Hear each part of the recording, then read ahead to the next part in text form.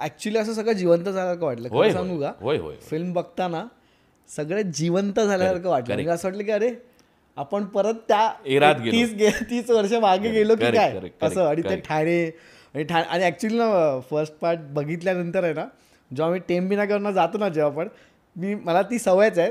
ते त्यांचं तिकडे एक ऑफिस आणि आनंद ते तिकडे माझी एक नजर जस्ट एक अशी काय माहिती का, आपण माझी खूप टाईमपासून म्हणजे मी जेव्हापासून मला स्कूटी मिळाली, मी ठाण्यात फिरायला लागलो, एक माझी नजर अशी होतेच.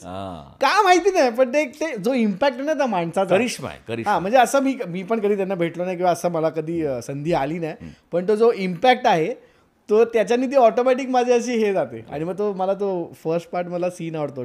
टेलिफोन ठेवलाय, लोक आलेत आणि तुम्ही एक एक प्रॉब्लेम ते सॉल्व्ह करतात फोन करून, याचा काय बोलणार आहे, पोलीस बिलीस नंतर पहिले तिघे. त्या काळात एकच हाक होती गरिबांना